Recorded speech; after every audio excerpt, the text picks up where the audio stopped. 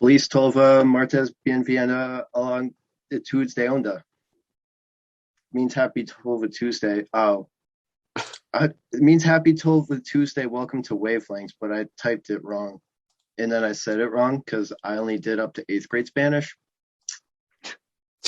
Yeah, darn. I waited 3 weeks to do that too. You would have thought I would have practiced it once. Yeah, just say it out loud a couple times before we go live. Yeah, I mean, I could have. All right, first number. About that, though. While I roll numbers, 28, Bryce Martino, Theo Backman, Andrew Tolva, and Iestyn Harris. Of course, 28, 45. What's that? 73. So you need a 27 or higher. 27 or lower. Whatever. 33. Damn it. Andrew Tolva is going to be on a nice one today. Oh, come on. So, Iestyn, I don't know about your country, but our country, a couple states Countries. I got 2 countries. Dual citizen. I've got 2 passports. Okay, well, I doubt either one of your countries had an election today. No, we didn't. At least the ones that I cared to vote in. Over here in the States, we had a couple of governor votes, some mayor things, Board of Education, whatnot. So, Dog, I literally just voted on that. Yeah, big election day. Big election day. But that means someone's got to go. Now, these guys won't be going forcefully because they lost an election fairly and squarely, allegedly. But sometimes you just got to get the big man or woman. It's 2021. You got to get them out of there. You got to impeach them. The NFL is no different. You got to get rid of the guy. Hopefully a woman one day. Becky Hammond should be there first, though, in the NBA. Different podcast, though. But you got to just get rid of the guy. So, Bryce, I'm going to let you go first. Then we're going to go Bryce, Theo, Iestyn, and Tolva will give a reason why they should stay and support their families. And then when we circle back, Bryce is going to give us somebody that should be the heir apparent. All right. I'm glad you got me first because someone probably would have taken this, but I got to go Brian Flores here. Like this team has had so much expectations to just have a down year. I don't think Flores has that locker room anymore, honestly. Like this team just is not play inspired anymore. Last year we saw all these these huge plays, these wins. Now they're lucky to beat Jacksonville, Atlanta, barely beating those bottom of the tier teams. I mean, didn't they lose to Jacksonville even? Did they? Yeah, that was that miracle field goal to win. I say miracle, It was a perfectly standard field goal. It just felt like a miracle for Jacksonville. Yeah, you're right. All right, well, I mean, I can't really disagree with that at all. You kind of I feel like he's the most obvious candidate we have here for removal. I might not have the reasoning as I would say Joe Judge. I was gonna go Mike Zimmer. They got to get that old man out of there. Oh, I was gonna go Judge. Yeah, I was thinking that I'm shocked that I just went last here and nobody else said Matt Nagy. Yeah, that's like obvious. You can't fire someone with COVID. I looked it up. You're not allowed to do it. Right. Well, in that case, wait for him to get back, and then then give him the day off and then fire him on a phone call. Oh, that's the most obvious one. I don't know how that slipped my mind.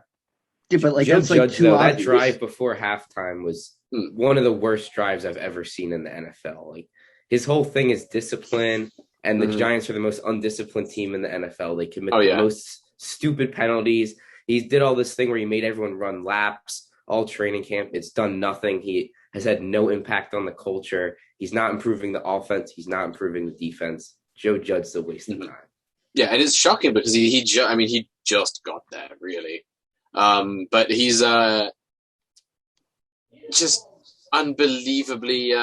He has a high school way of coaching his teams. Yeah, he looks like a rookie head coach. This is what I think his second year at a head coaching position, and he's coaching it like he's just walked into a high school team, and the only way that he knows how to punish them is by making them run laps. I mean, it's just stupid. You can't be a consummate professional NFL head coach and not know how to blaming the headsets for everything too. I'm never gonna get the kind of person who just goes, it was my headset that didn't work. Definitely not my the fact Turtle that I'm a Beaches, bad play man. caller. Yeah, just shocking.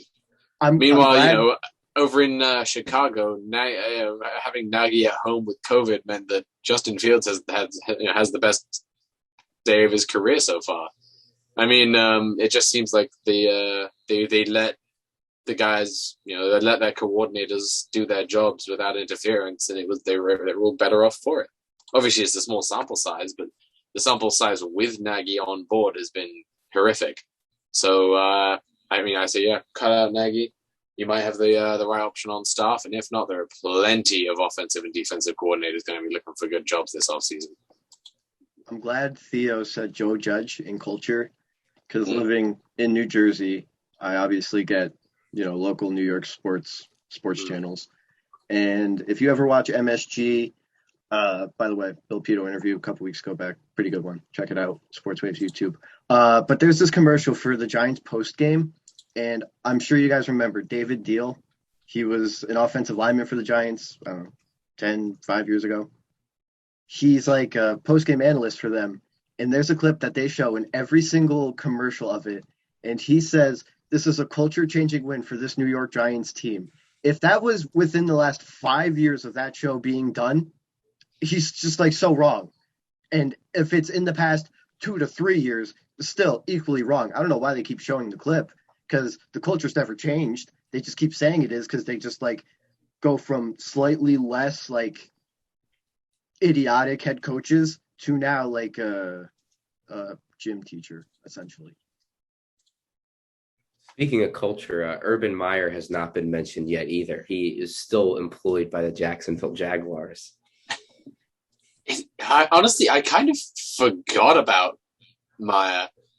If it feels like the only headlines I've heard about him are when he's doing something stupid, like bringing in Tim Tebow. Thank you. They just got eviscerated by Geno Smith this week, and somehow Urban has managed to completely avoid blame. Yeah, well, it's I feel like he's just doing whatever he can to not talk to the media now. I mean, they've had a barrage of questions for him for a long time now, and he just doesn't want to answer them. And, no one can hold him accountable. So nobody agreed with me on my Mike Zimmer thing. I mean, I feel like Zimmer has made a lot of foolish mistakes in his roster construction, but overall he's going to be fired. Yeah, his management of the team itself hasn't been bad, but consistently failing to, learning from his mistakes, but then going into extreme and flipping everything the other way. It's like every offseason he comes at it with a new sort of approach, and it's consistently unsuccessful.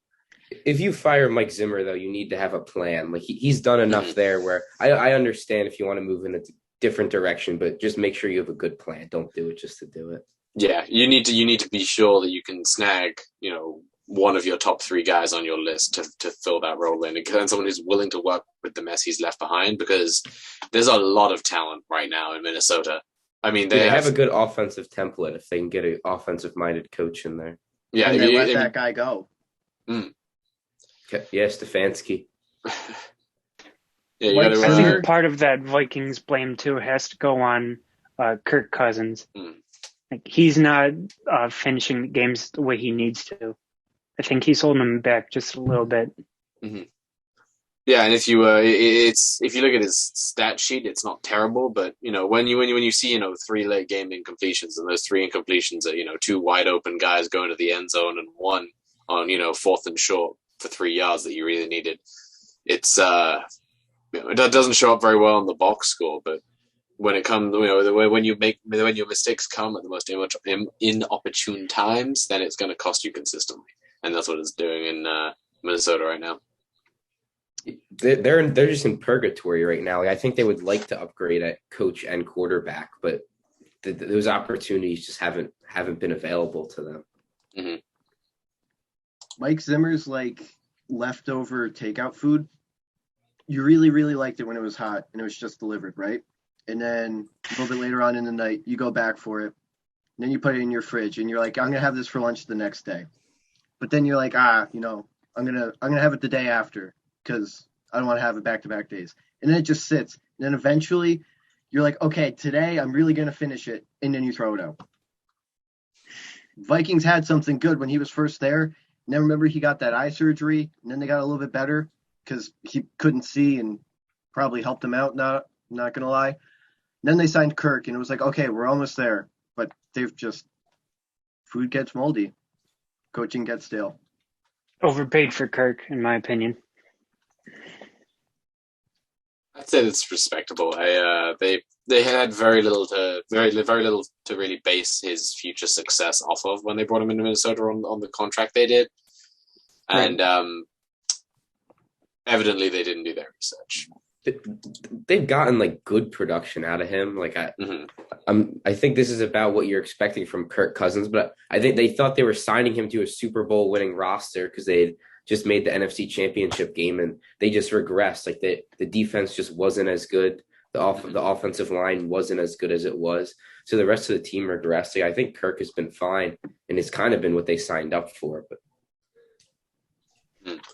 on a big, expensive contract, you expect him to make that offense succeed, even if it's not perfect. And I think that he's got enough of a support in a great run game and consistent run game, and some quality weapons that he should be able to make it work. You need to be able to win a shootout every now and then. But Andrew, Mike Zimmer's done such good stuff. Minneapolis Miracle. He's got it. I didn't even realize that was against the Saints. That wasn't intentional. But he's got to stay though, right? He deserves it. Yep. Their defense has improved since last season. He's a defensive coach, so I guess what you signed up for was a stout defense, and something about the chemistry between Anthony Barr and Eric Kendricks is just, it really works for the Vikings.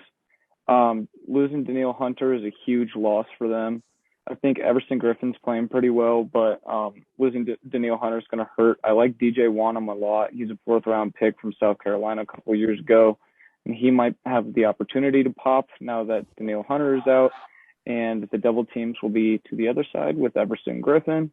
I love the signing of Dalvin Tomlinson from the Giants. I think that the Giants really miss him and that he's a really good one technique for them, and he's what they're looking for. They missed the presence of Linval Joseph, so they spent the money to go get a guy like Dalvin Tomlinson, who was an upgrade over however good Linval Joseph was in Minnesota. And then you look at their secondary, and it's where things get a little bit messy, but when healthy before the hamstring injury, Patrick Peterson was playing some pretty good coverage. And I just think thrusting a guy like Cam Dantzler out there is just not what Mike Zimmer wants to do, and his depth in the secondary is not what he wants. Jeff Gladney, Mike Hughes, they haven't panned out, obviously because, they're not on the team anymore. But what I mean is they just didn't hit like he would have hoped. And then in the secondary, I think they miss Anthony Harris so that Harrison Smith can fully do his thing as an aggressive kind of sideline to sideline, everywhere ball hawk. He can play in the box. Harrison Smith is missing the presence of a true deep safety like Anthony Harris. But I think that the defense is much improved from last year, and that is something to hang your hat on. But not having Dalvin Cook for as many weeks as they did, and then having just injury uncertainty is tough for them. Adam Thielen and Justin Jefferson haven't really gotten going, and they miss having Irv Smith earlier in the season. And they're rolling with Tyler Conklin, and he's not bad, but I just think that the defense has been pretty good, and the offense has been lackluster, and just not enough points to win football games for them. Ricey boy. We named potentially the Vikings, the Giants, the Bears. Who'd you say, the Dolphins? Yeah. Give me a couple names that should get those jobs should they become available. I really think Byron Leftwich is an underrated part of the Buccaneers' success. I could see him getting I hope he gets a coaching gig this year. Could see it in the next 2 years, honestly. But I think Joe Brady's a young, good offensive-minded coach that should get some looks. One other name I wanted to mention too was Nate Hackett from Green Bay. I think he's been really good with how the Packers offense has improved over the years. Trying to get Aaron Rodgers back in it with this whole offseason stuff, honestly. But yeah, I think Nate Hackett needs to get that Dolphins gig. Andrew, who's a coach that just deserves to win a couple of games? Who's a coach that deserves to win a couple games? I think Matt Rule deserves to win a couple more than he's winning right now. I think he's a good coach in terms of the locker room. I think he has the locker room, and it's really tough to win games when your whole offense was predicated around having a weapon like Christian McCaffrey, and then you got to go to a guy like Chuba Hubbard, who obviously just doesn't have that skill set. I don't think Sam Darnold's the guy, and that's just tough for that situation. But Matt Rule has Joe Brady, and he's operating a stout defense right now. Stefan Gilmore had a great week, and I think once J.C. Horn comes back, they're going to be one of the best cornerback duos in the league. They still have A.J. Boye in that room, and obviously Jeremy Chin is their kind of do-it-all safety. And I just really like the players they have, like Shaq Thompson, who has just taken a huge leap at linebacker for them, and he's doing it all for them right now. Brian Burns and Hassan Reddick screaming off the edge it's really working out for them, and they're creating great edge pressure. And then they have a great interior presence with Daquan Jones and obviously Derek Brown, their top 10 pick from last year.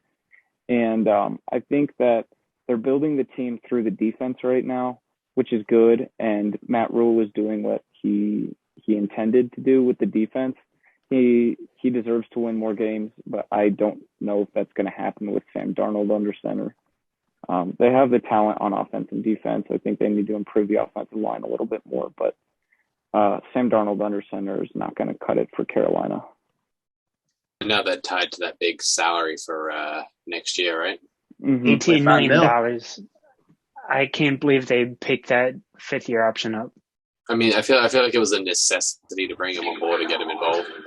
But it's unfortunate that they put themselves in that situation, because the only way that they can really move that money is by trading him again, and no one's going to take him on for the performance he's having right now at the money that he's taking in.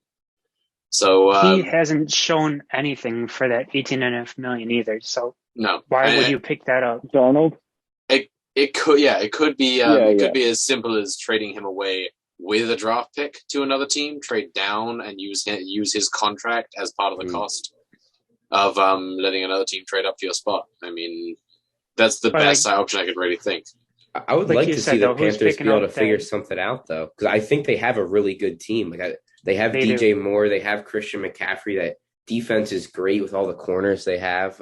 Like Brian Burns is a beast. Derek Brown on the inside is amazing. Like they have a very good, very complete team if they can just figure out the quarterback. Mm-hmm. It's the same with Denver. Yeah. I mean, I said the same thing about Washington last year, and obviously they're not the same team this year, but last year they were a QB away. No, but Antonio Gibson, Curtis Samuel, Terry McLaurin, a pretty good offensive line. Logan Thomas is he's a good tight end, and what's his name? Defensive line of all first round picks. The other tight end, Ricky even Seals this year, Jones. like Heineke's holding them back a lot. Like they cannot score in their red zone. It seems like that they're pretty good moving the ball in between the 20s, and Heineke's just not. He's not a good enough playmaker to move the ball in their red zone. If they did have a good quarterback, it could be different. But Fitzpatrick isn't that guy either, and no, he's not. They just seem to be really lacking. And they should have taken Justin Herbert.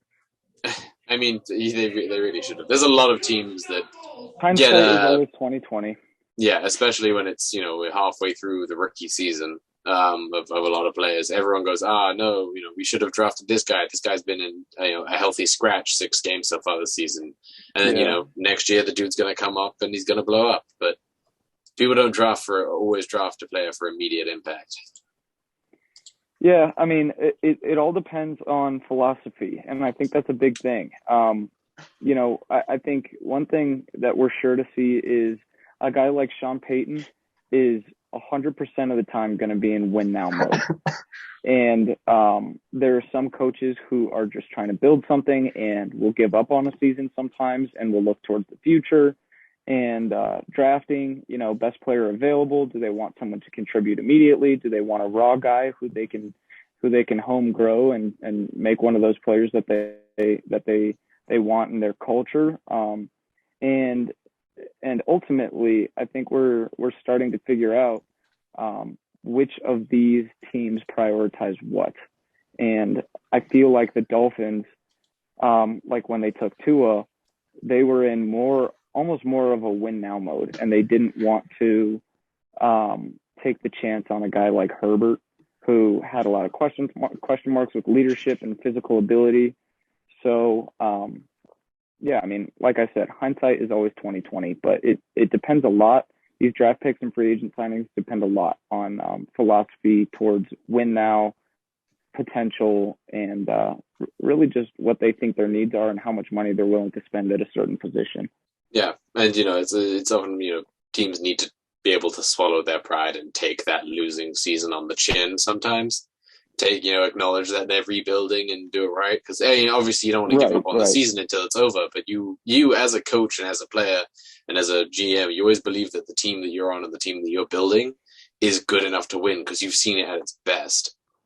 And it's hard to give up on that and hard to acknowledge that maybe everybody else is doing it better right now, and maybe we need this season to figure it out and come back next time.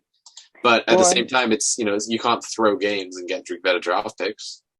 There are some teams that are confusing, like the 49ers, like are they win now? Are they trying to build something around Trey Lance? Mm-hmm. They're a young team. They got Debo, Ayuk, and Elijah Mitchell seems to be the truth. Mm-hmm. And they're building that offensive line. They locked up Trent Williams, and were they just waiting for that quarterback to fall for them, like Trey Lance, or do they truly think that no matter who's under center, we're going to win football games? Should they be rebuilding around Trey Lance? I don't know, but there are definitely some teams in that awkward limbo. Yeah. And, especially around a time like the trade deadline, it's more important than ever trying to figure out who's who and what you're planning on doing for the rest of the season. It's all about buyers and sellers, and there weren't a great deal of buyers this season. No, but there were sellers. The Texans were selling. Charles Omenihu, did you guys notice that Charles Omenihu got traded to the Niners?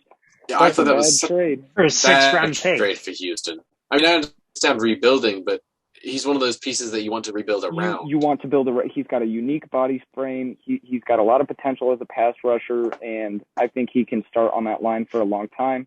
I think he can go to the Niners and be incredible with them. He can play that tweener like Eric Armstead due to his body type. And then you got a line with Eric Armstead, Javon Kinlaw, Charles Omenihu, and Nick Bosa. Mm-hmm. So, I mean, I know that's off topic, but I did want to bring that up, that a team like the Texans, maybe if you are selling, are you selling the right players? And I don't think that they were selling the right players, which makes me think they're not selling. They just don't know what they're doing. Mm-hmm. They sort of said, here's a draft pick so that, you brand new head coach can start building this team in your image. And I think a lot of coaches take the whole concept of get rid of what the last guy did and start over with a blank slate a little too literally. Sometimes just there are pieces in there that you should be salvaging. And even Bill O'Brien made a good draft pick, Menahue. So, recognize the talent and build around it. The Texans just don't know what they're doing. Like, there's no trend to their moves or anything they're doing. Like, got a rookie front office there, and 49ers just took advantage of that big time. Yeah. Do you guys want to go to therapy now, or you want a little Theo theory? Let's hear a little Theo theory then. I'm interested. I'm interested to hear what that would be about. All right, TB. Oh, no, I was talking about your theory. Oh, yeah. All right, I have the theory ready. All right, I didn't realize you were setting me up on a silver platter like that. That's a beautiful segue. Yeah, yes. Blocked by Dikembe Mutombo. So we're gonna fix the trade deadline. We're gonna turn it into the biggest week of the year. It's gonna be Shefty. It's gonna be Rap Sheet. They're gonna be going back and forth for scoops. And all we're gonna do, we're gonna get rid of comp picks. Because with the compensatory picks, it just makes no reason to trade these players. Because if you can keep them for the rest of the season, keep them on your team, have the positive PR, and then they walk and you get a nice compensatory draft pick at the end of the year. So the only reason it makes sense to trade them is if you're getting something higher than a compensatory pick, which is like a second round pick like you saw with Von Miller. But other than that, there's tons of trades that we're leaving on the table that could be so fun because we're keeping players on bad teams for 8 more games and then giving compensatory picks at the end of the year. I mean, I think that is precisely what happened with Odell.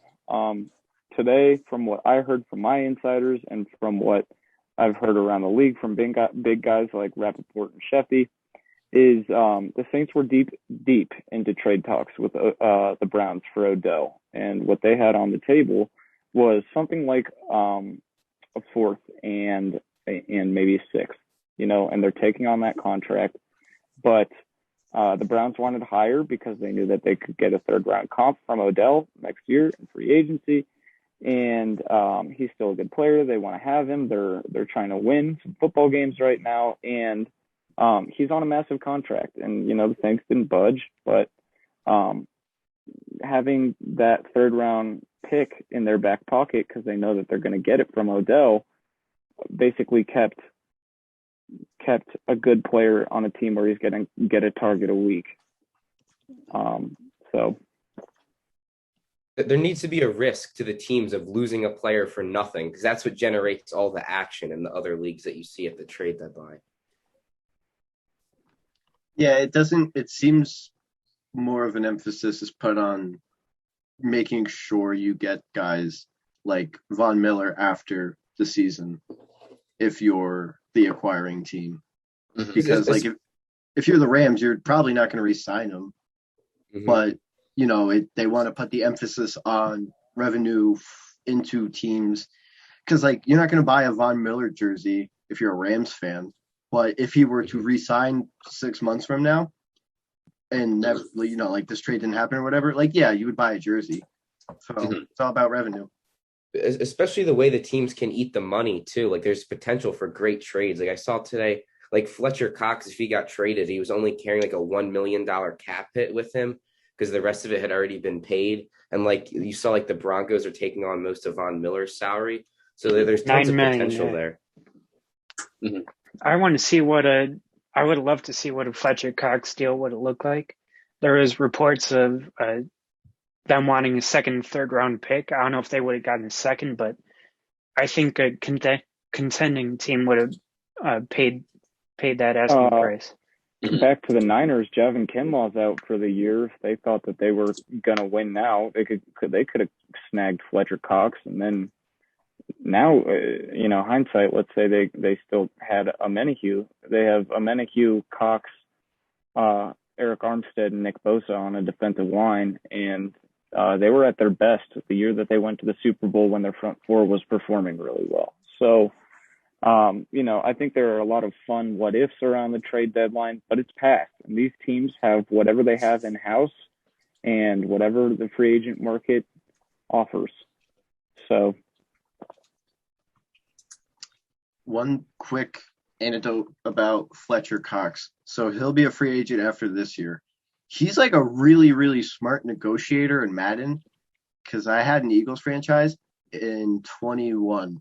Oh, and by the way, in Madden 21, if you still have it, because like your PS4 or Xbox One, like me, and don't want to upgrade. Anyways, you can trade Carson Wentz for Kyler Murray straight up. That's wild to me. But Fletcher Cox like negotiates his contract, so it's $5 million cap hit, and then the rest is signing bonus. And he only signs 1-year deals, so he gets $20 million every year. Dang. I mean, Cox that's is like a very underrated player. Just because he's played at the same time as Aaron Donald, like he can never make first team All Pro, but he's consistently been like the second best defensive tackle in the league. Like it's just unfortunate because if he played in another era, he'd probably have made first team All Pro like 6 times. Mm-hmm. Yeah, him through the early 2000s would have been incredible. Mm-hmm. I think he's just getting overshadowed on a bad Eagles team right now. Yeah, he's not getting the attention that he once had. Yeah, he always getting plenty of attention just from offensive linemen. Yep. That's why Javon Hargrave. No, I'm talking about in the media though. A nose tackle has 7 sacks right now. And I do think Javon Hargrave is crazy, but yeah, no, I think Fletcher Cox is getting a lot of attention from O-line and not the media. Mm-hmm. Because everyone inside the game understands it. Everyone who observes the game doesn't recognize the impact, or if they do, there's just one bigger fish in the pond. Mm-hmm. Mm-hmm. Yeah, no, I mean, honestly, and I think Brandon Graham's a great player, but if you watch Brandon Graham tape, your eyes immediately go to 91, and you see that Fletcher Cox is opening up holes and opportunities and sacks for guys like Brandon Graham, and has been for a lot of his career. So, oh well, it is a what if, but I think, Theo, I think that's a good theory that the trade deadline could be more exciting if we took away those picks. Yeah, I mean, it would absolutely force more movement, and that's really what it's about. So, try because we talk about this like it's life or death, but the NFL is first and foremost a sports league here for our entertainment, and making it more entertaining would keep people watching, and an exciting trade deadline where everyone's tuned in all day to whatever's going on would be beneficial to the league. Well, it's a business, and that's how front offices look at it in teams. So if you combine the two and you take away part of the business aspect, that is compensatory picks, and if you you move these good, fun to watch players to better teams or to different teams, it's more exciting, it's more entertaining, and the business side of things, you're not losing if you're a front office, because you're not going to earn that compensatory like 3rd round pick from a guy like Odell. So not knowing that you have those picks in your back pocket is definitely good.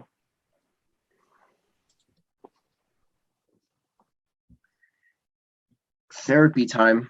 Unfortunately, our British-Canadian friend Iestyn doesn't have his American therapist license, so it's just Bryce, Theo, and Tolva. All right, I'm going to lay out a few situations. I was going to say situations weird, and then I did anyways. Okay. I am the 2nd overall pick, a 4th-year guy, played really well. My team hired my personal quarterback coach and is now a team employee. How should I be feeling today? Is there a scenario you are alluding to here? Zach Wilson. Well, it's like doctor-patient confidentiality, but yes.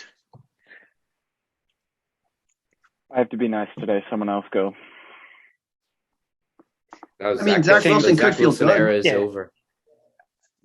I think Wilson has to feel good here. He's got someone he knows and trusts around him every second day.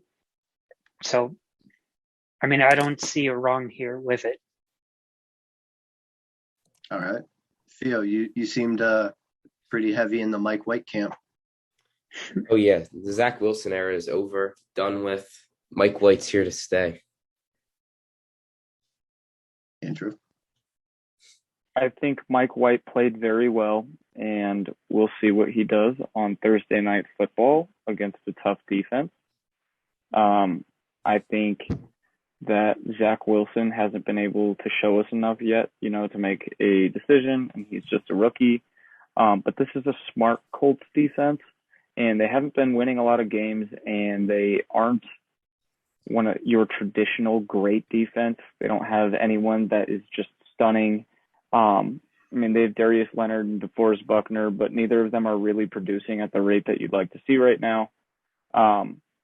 So I think this is going to be a good test for a guy like Mike White. And if he leads the league in passing again, then we'll see. It should be a real conversation. Robert Saleh and Joe Douglas, are you really for what's best for the team, or are you for what's best for your investment in the second pod, or the second pick? You invested a high draft pick in a guy like Zach Wilson, and he could be dethroned by someone that you could have picked up for a bag of chips in free agency. So we'll see. I think the Jets should do what's best for the Jets, obviously, but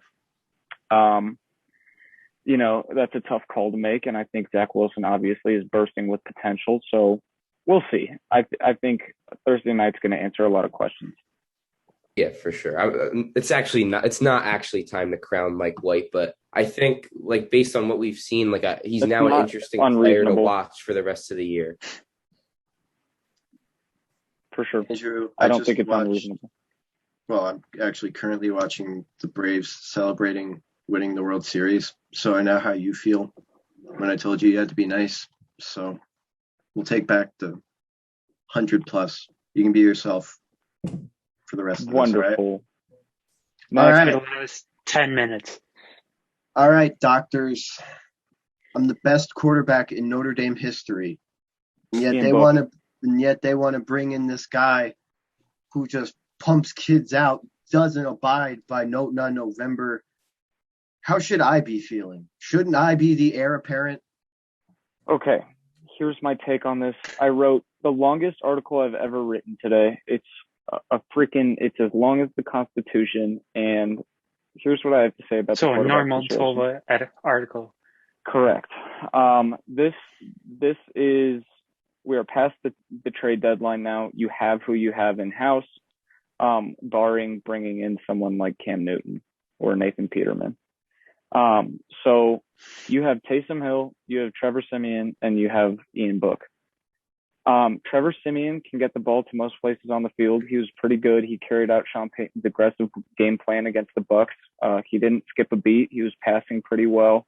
And he floated nice balls to nobody receivers, UDFAs, guys like Kevin White, people who wouldn't make most rosters, and he was getting the ball to them and winning a football game against a really tough team. Most of that credit goes to the defense, but Trevor Siemian played a good game. Then you look at Taysom Hill, who is Sean Payton's prodigy, and he brings a dual threat play style to the quarterback position. But we have a joke in the Saints community that his deep balls look the same as punts. He does not have a pretty deep ball by any means. And then you look at Ian Book, who he's inconsistent. He's accurate, but we haven't seen much of him besides preseason. He had a decent preseason, but my guess is that the Saints opt to continue to develop Ian Book to see what he can become. Probably at best, he is a QB2. really good backup in the league. So it's between Siemian and Taysom Hill, and for me, I think it's going to be Taysom Hill. I think a real quarterback battle should be opened. Siemian can deliver a deep ball, and that is what Sean Payton was craving for the last couple of years. He got it with Jameis Winston. Now it's gone again. So he could run the same game plan that he had with Drew Brees. But what I know is Sean Payton is dying to get a dual threat quarterback, someone that he can scheme up a perfect offense for. He's getting Michael Thomas back. Mark Ingram fits like a glove in New Orleans. He's got a run game. So I think it's really tough because Taysom Hill, he's the dual threat that Sean Payton wants to coach, and Trevor Siemian can keep the deep ball alive. I think it goes to Taysom Hill. As for Ian Book, we'll see. Injury or complete and utter disgust from Hill and Siemian could lead to Ian Book getting a nod. I don't see it happening. But the Saints are in a bit of a pickle here. They can win games with both guys, though. Because of the defense. Yeah, for sure. I don't know about winning playoff games, but they can be competitive and they'll win games with either Simeon or Taysom Hill, I think.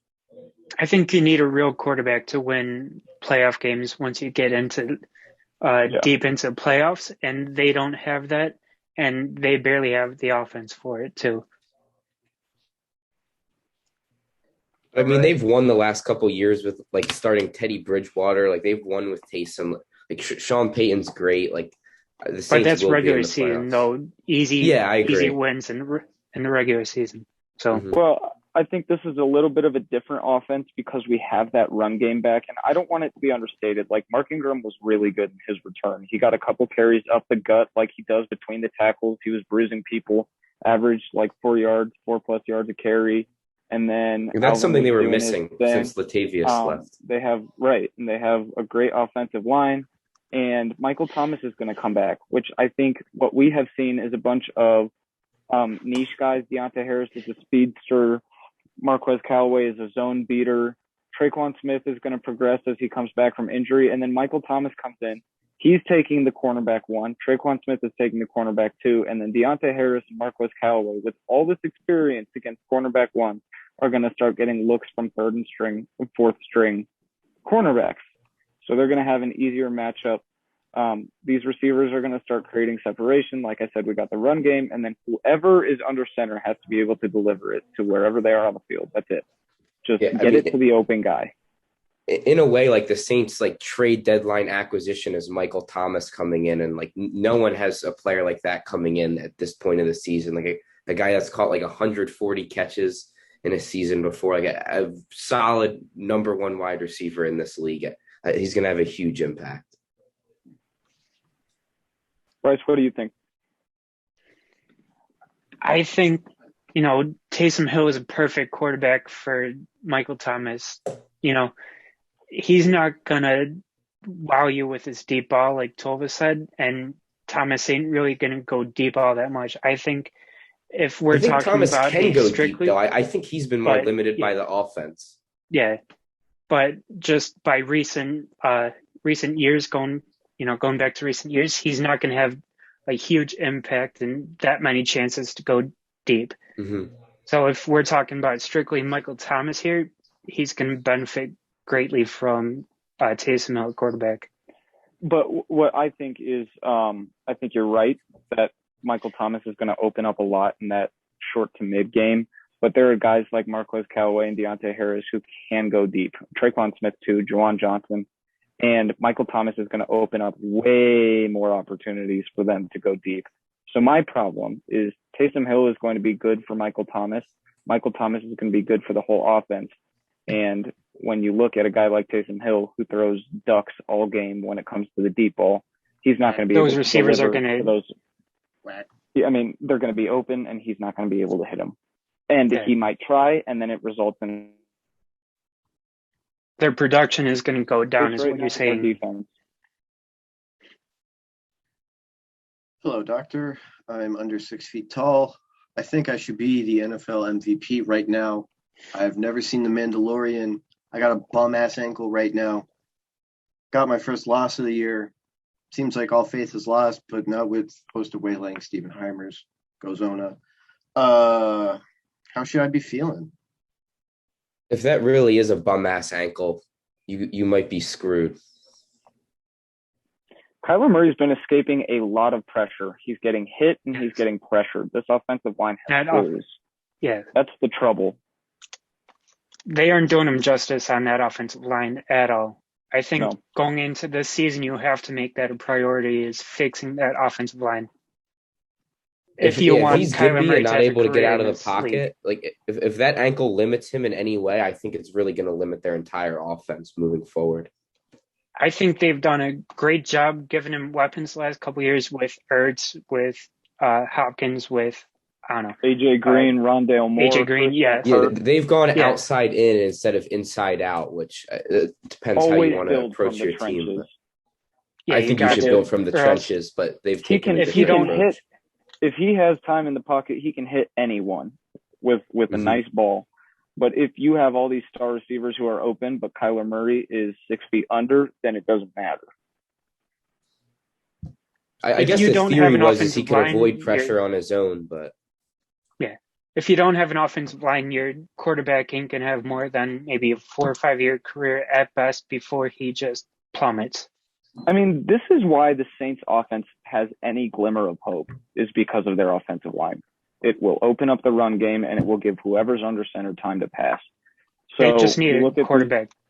I mean, and this is part of why I'd like to kick the rocks on Carson Wentz. Like, they have a great offensive line. He has time in the pocket to hit guys like Michael Pittman, and they have Jonathan Taylor. And I mean, part of this might fall on Frank Reich because I don't think that they're running the ball enough. And Jonathan Taylor just can't throw the ball incredible. To the right team. But Carson Wentz he is not hitting his open receivers right now. So I don't know. I'm disappointed with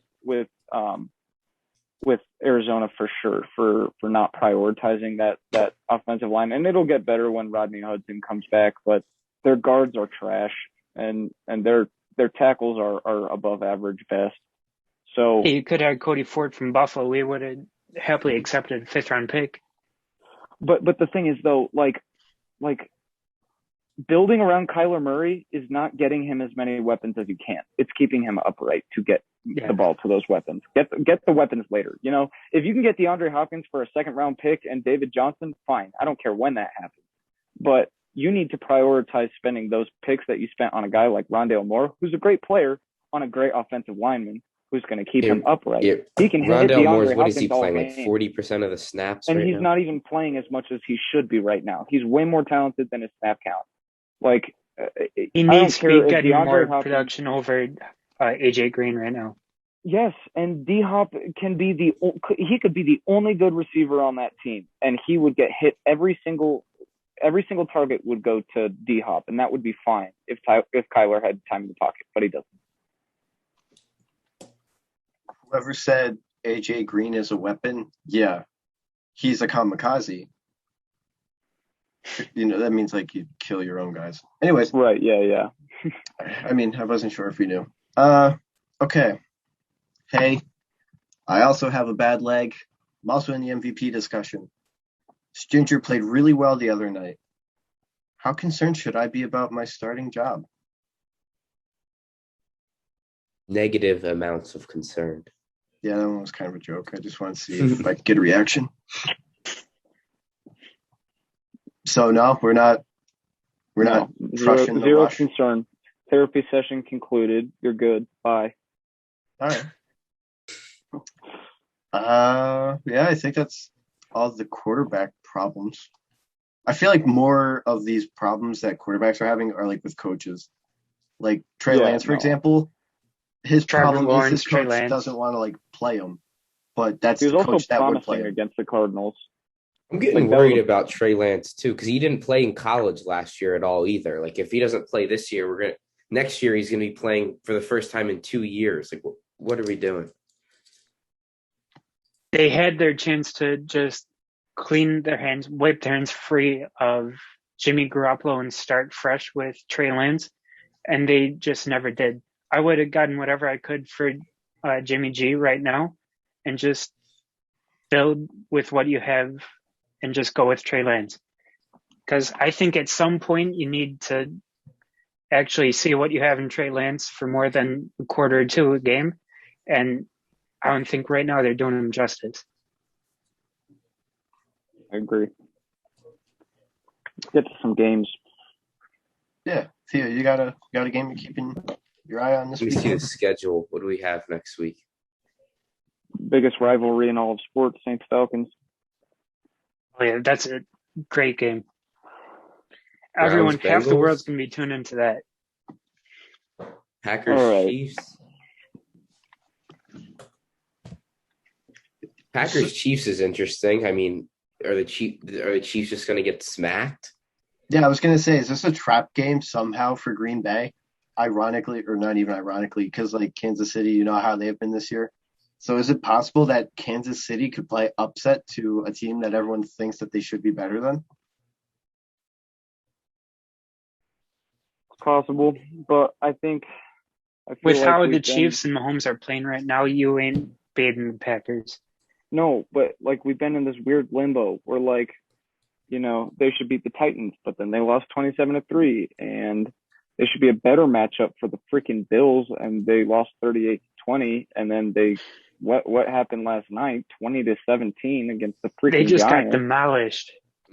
I mean, it dates back to like the second half of last year too. I saw the Chiefs are like 5-15 against the spread in their last 20 games. Like they've just consistently been disappointing all of this year and since the start of last year, and we're all waiting for them to turn it on. But it's really been like really a full season worth of games in where they haven't had it. ESPN has the odds in favor of Kansas City against Green Bay. Yeah, I think the big sports books all still believe in Kansas City. I don't know. I mean, it's hard to bet against Kansas City because they are still Kansas City, and you know what you can get out of them. But they know what you could get. Yes, but you're not getting that out of them. We haven't gotten that for a long time. I feel like getting that. What the sports books are missing is their offense has been great for so many years, and they still have Tyreek Hill and Travis Kelce and Mecole Hardman and Patrick freaking Mahomes, but this defense hasn't been good all year. Not since week 1, not week 2, not week 3, not week 4, 5, 6, 7, or 8. They have not been good. Not since that Super Bowl. No. It was also maybe the worst 2 games of Mahomes' career in back-to-back weeks. Yeah. His throwing motion right now looks almost different. Like, I don't know what's going on. He's forcing balls still. I just don't think this is like as incredible of a game as some people think. Here's a good game. I like the Battle of Ohio right now. Browns Bengals. These are 2 teams fighting for playoffs seeding right now. And they're both great offenses. Are the Bengals going to do what they did against Mike White and decide not to play defense? Are the Browns going to rage back from an embarrassing loss against the Steelers? And, is Nick Chubb going to show up and take over the game? Are they going to start targeting Odell more? Are they going to get Austin Hooper involved? Like, I feel like that's a forgotten name. David Njoku is there too. I think their second-year tight end, who is that? Hunter Bryant. Like they Harrison have weapons. And I think this is 2 good teams coming off of embarrassing losses, and they need to make a statement in these games. My bet is on the Bengals here. I think they tighten up, but yeah, what do you guys think? Battle of Ohio. I like the Bengals wide receivers against the Browns corners in that game. I think they can make some plays. Yeah, the Browns corners are still shaky, and I think with how Jamar Chase is playing, you get him one-on-one, or you get some attention on him, and that could open up some big plays for T. Higgins, Tyler Boyd, CJ Uzomah, players like them. Their offense is complete. Like their offensive line was awful, but they've been coming together much better now. Riley Reef is playing pretty well at right tackle. Jonah Williams is living up to his potential at left tackle. Jackson Carman on the inside. And then obviously your starters, Joe Burrow, Joe Mixon. You got T. Higgins, Jamar Chase, Tyler Boyd, CJ Uzomah. Like that's a lot of athleticism. Even Samaje Perine isn't playing bad at all. Good backup running back. No, like this is a team that has a lot of offensive firepower, and their offensive line is finally giving Burrow the time to deal. And Burrow is dealing. Like let's not overlook him because Justin Herbert won Rookie of the Year. Like Justin Burrow is dealing this year, and he's doing exactly what he did in college.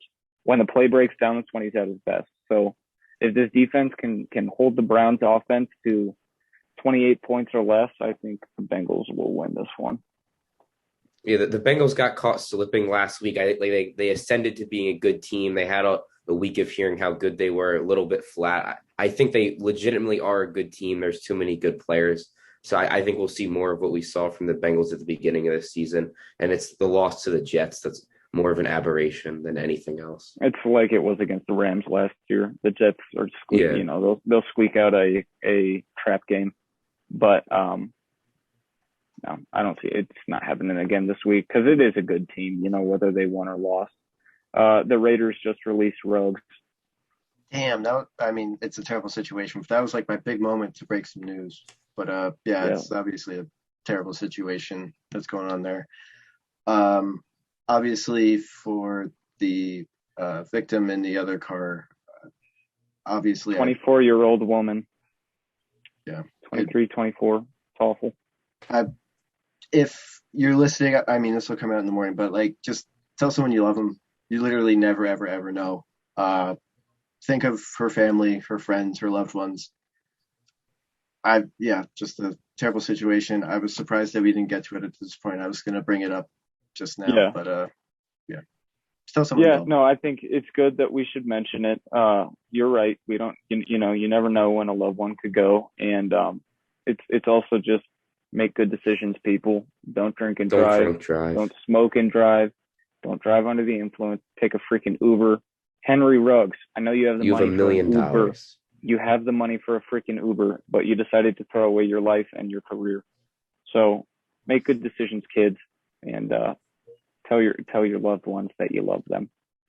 Off of the morbid topic of that, who else has a game of the week here? I guess I'm up right now. Yeah. I gotta go Titans and Rams right now.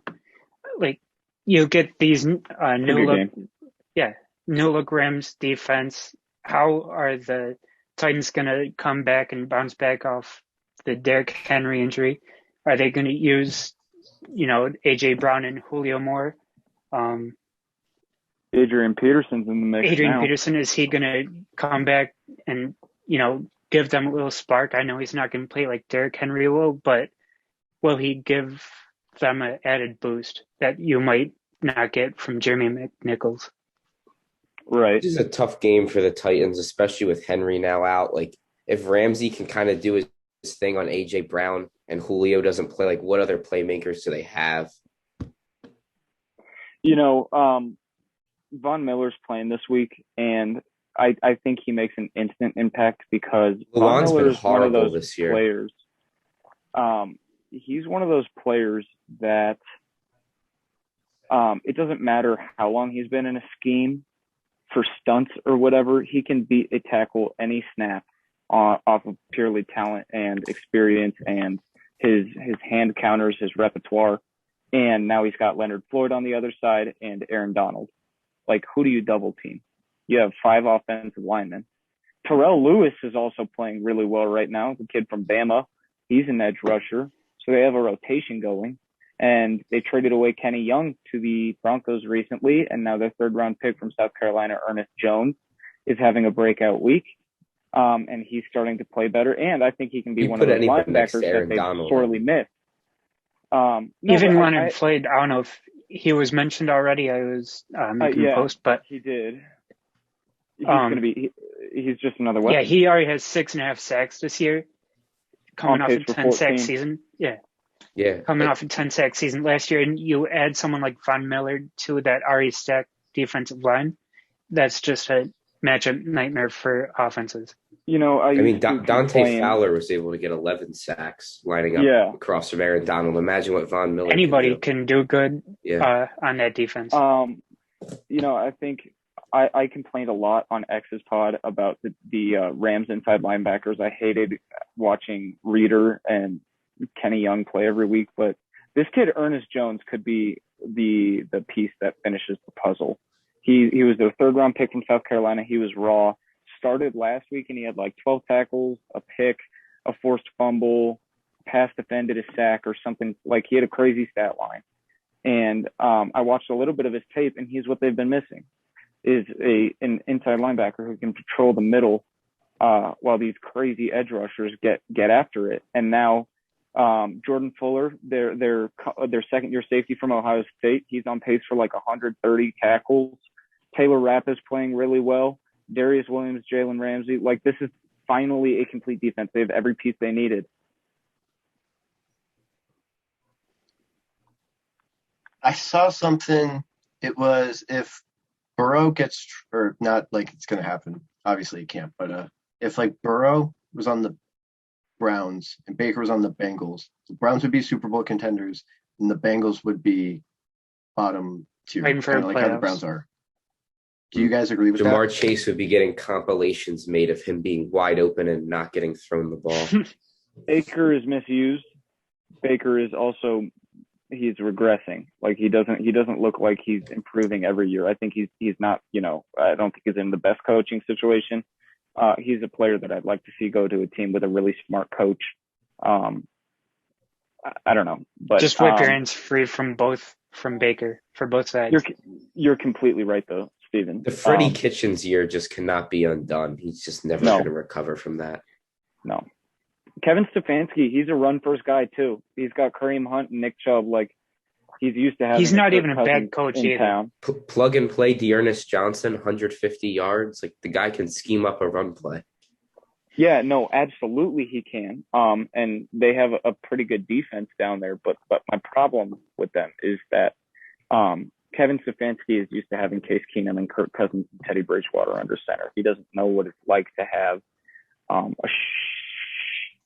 ton of talent at quarterback. And I think side note, Nick Foles took the Eagles to the Super Bowl, and in that same year, Case Keenum took the Vikings to the NFC Championship. So the Saints making it far in the playoffs with Taysom Hill or Trevor Siemian with Sean Payton isn't that far-fetched.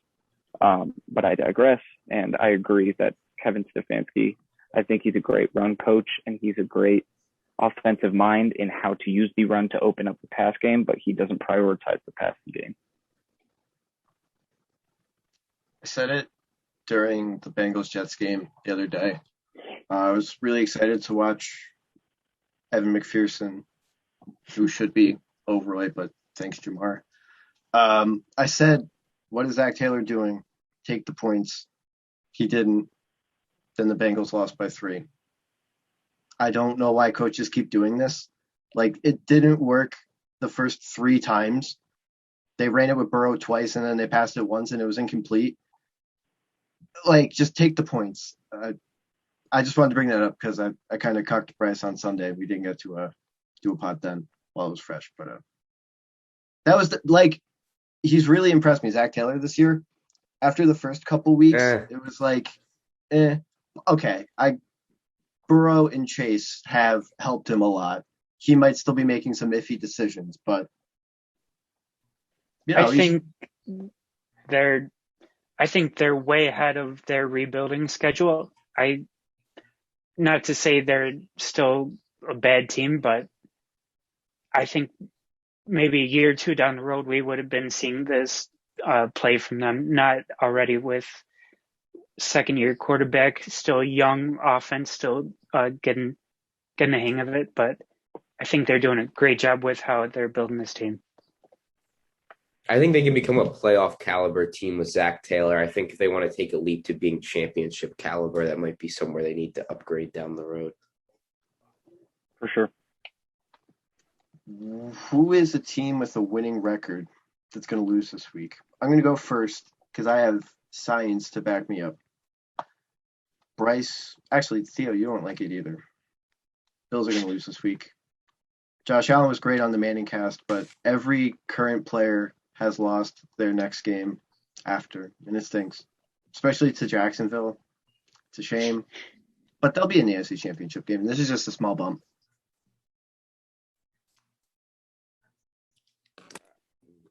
Yeah, I'm not commenting on that. Oh, we'll take a part 3 if you want me to comment on that. So, I got one. I think that the Cardinals could lose to the 49ers this week. I agree. These divisional bouts are tough. When are you going to learn? They're coming off a tough game. Kyler's on a bum ankle, and this is a 49ers team that could really, they can put up some numbers. They have the firepower for it, so we'll see. Someone pick a different game. Could the Raiders lose this week? That looked like a trap game. I mean, playing East Coast at 1:00, like Giants coming off a bad loss, kind of seems like a trap game. I kind of agree. got going. That was one I was looking at. You just lost Henry Ruggs. Their wide receiver room is already thin. You lose Henry Ruggs, you're down. Who's even going to start for him? You got Bryan Edwards, you got Zay Jones. You don't have wide receivers. Mm-hmm. The Giants are in every game too, and they kind of just get out coached. But is this Raiders interim coach really going to be someone that's going to be able to like tactically take advantage of Joe Judge's mistakes?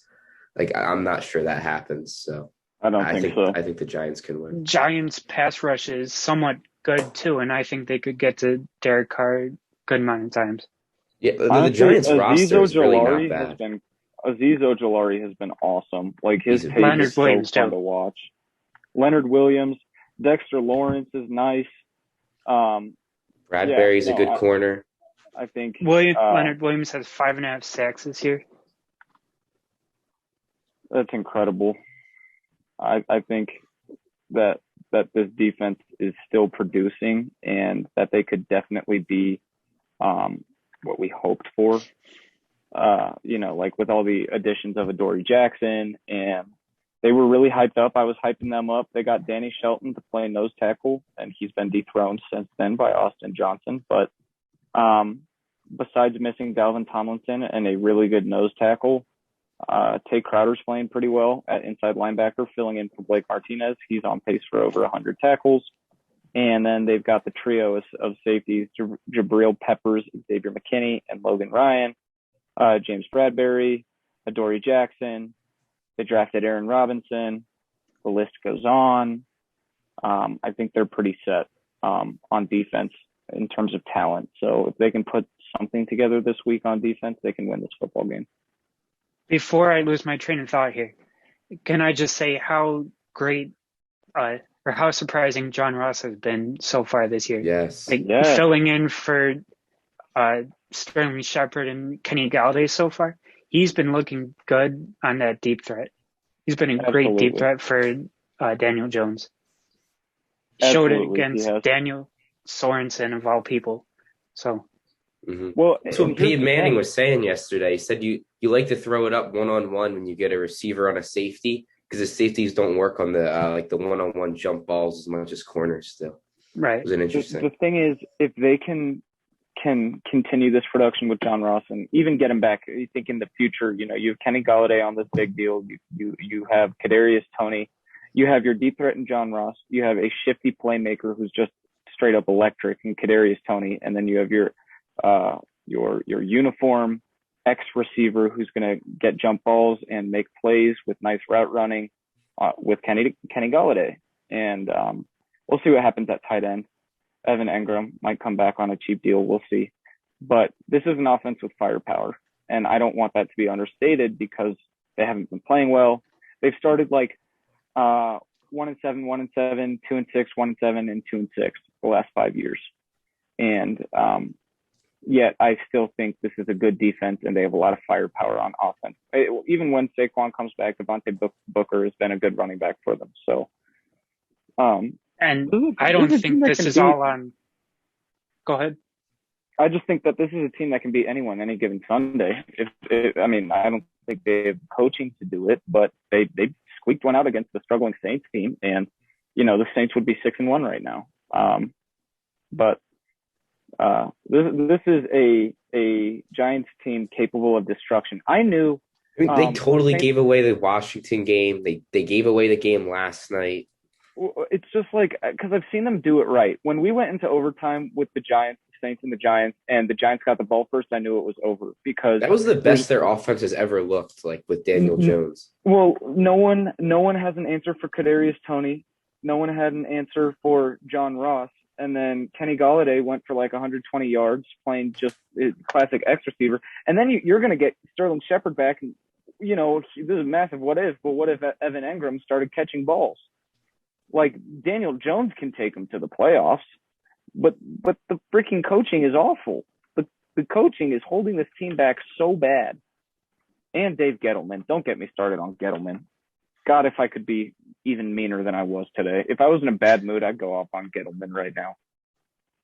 This ain't a bad mood you're in right now? No, worse. That's kind of surprising.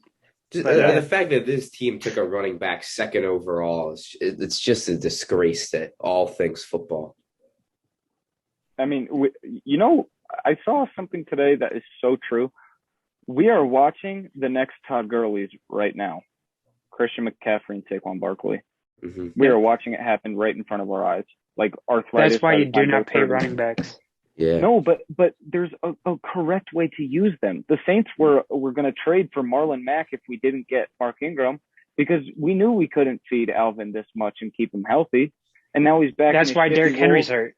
He's not taking hits. Right. And even Derrick Henry, who's a freak of nature, who's the size of a freaking pickup truck, even he's going to get injured. There are correct ways to use these running backs. For sure. There are correct ways to use. I mean, look at the Seahawks. Chris Carson. You run him 20 times between the tackles every game, not going to end well. He misses maybe 6, 7, 8 games a year, and that's because of it. Yes. Dalvin Cook hurts his ankle once or twice a year and is out a few games. I mean, he's sustained injury, and I know I'm really harping on them because I am a Saints fan. Alvin Kamara is the only one who hasn't screwed his career because he's going in between the tackles 25 to 30 times a game. Aaron Jones too. He got Aaron paid. Jones. He's another one. But drafting AJ Dillon, that's a strong call. Yeah, that's a good point. They found the yin to his yang, and they're able to switch it off. Definitely. Like, Kamara and Ingram, boom and zoom, they're back, and Kamara looked better because his legs were fresh. So that's what I got to say. Steven, what you got? I mean, that's about it. We're going to post this on SportsWaves YouTube. Pinstripe House, their first episode under the TSW umbrellas up there. The FB analyst, Bryce Martino, Theo Backman, Andrew Tolva, Wavelengths Pod on Instagram, the sportswave.net, SportsWave Official on IG as well.